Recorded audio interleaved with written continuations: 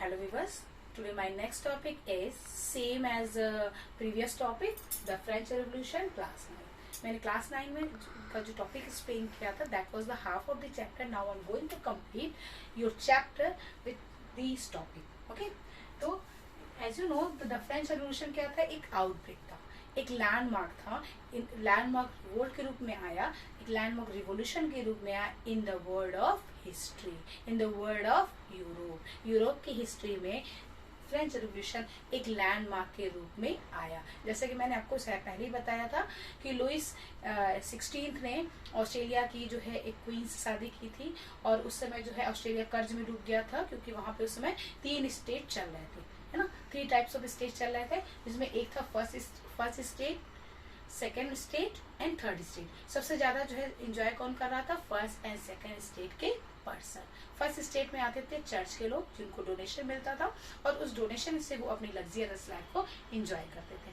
Second state में मैंने क्या बताया था कि जो लैंड लॉर्ड थे, जो रॉयल पर्सन थे, वो अपने आप को राजा बना के और पीजेंट्स वगैरह से जो है लगान वगैरह लेके, जैसे हमारा टैक्स लेके वो उस पावर का एंजॉय करते थे. सबसे ज्यादा शोषण किसका होता था, जो थर्ड स्टेट पीपल्स थे, यानी पीसेंट, मर्चेंट, फार्मर्स, है ना.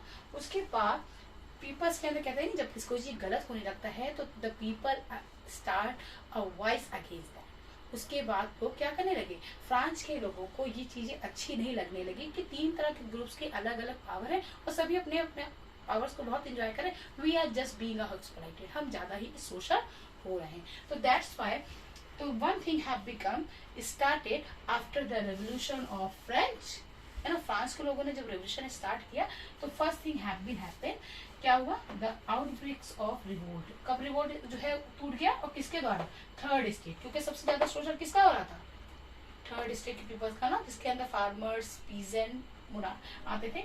और उन्होंने कब इसका विद्रोह किया, ऑन द 5th May 1789. 1789 को एक रिवोल्यूशन आउटब्रेक हुआ through the person of third state. ठीक है, क्या उसका रिजल्ट क्या हुआ कि the France become a constitutional monarchy. France क्या बन गया, एक कॉन्स्टिट्यूशन मोनार्ची हो गया. कब, इन 1789.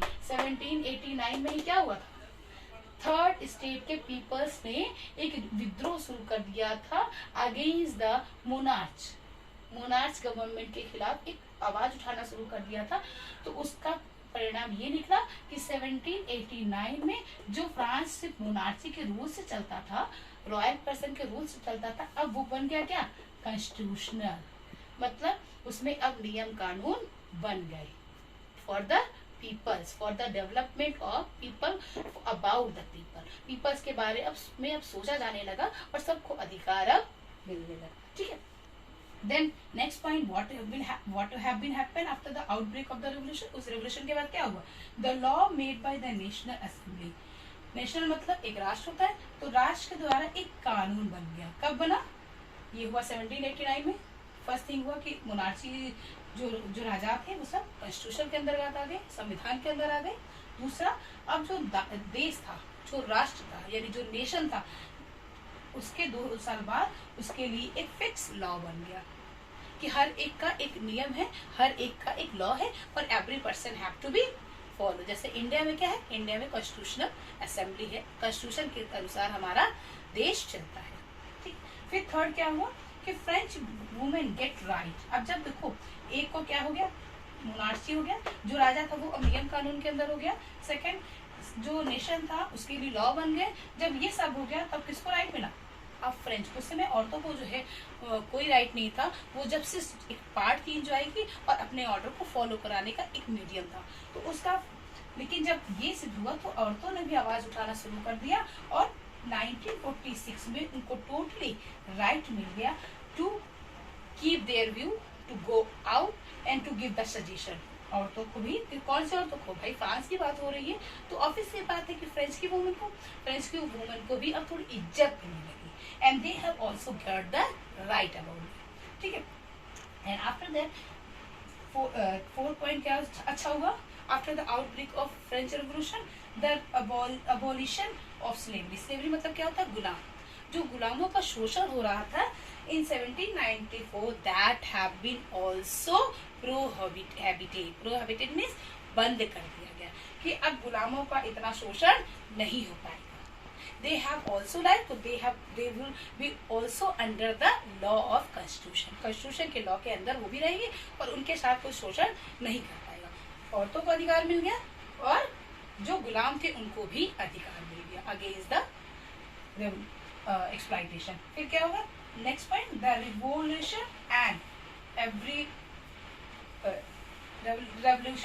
Everyday life. अब क्या हो गया, अब जो है लोग जो है जब कहते हैं नहीं थोड़ा थोड़ा सा जब कुछ अच्छा होने लगता है तो लोगों के अंदर हिम्मत आ जाती है ना, करेज आ जाती है. तो वैसे ही अब नई नई चीजों के लिए पर डे क्या होने लगा, एक विद्रोह होने लगा. कब, इन 1789 में. कुछ चीजें अच्छी हो गई लेकिन हर समय के युद्ध के बाद, हर समय के कंट्रोवर्सी के बाद वन पॉइंट आपको पता है, ये सारी चीजें, ये जो फ्रेंच वुमेन को राइट, ये जो एवोल्यूशन का, स्लेवरी का एवोल्यूशन, ये सब को लाने वाले कौन थे, जैकोबियन क्लब थे. मतलब वहाँ के लीडर थे, उन्होंने जो है इन सब का सपोर्ट किया. लेकिन इनका सपोर्ट करते करते उनको क्या मिल गया, एक week point also they have find.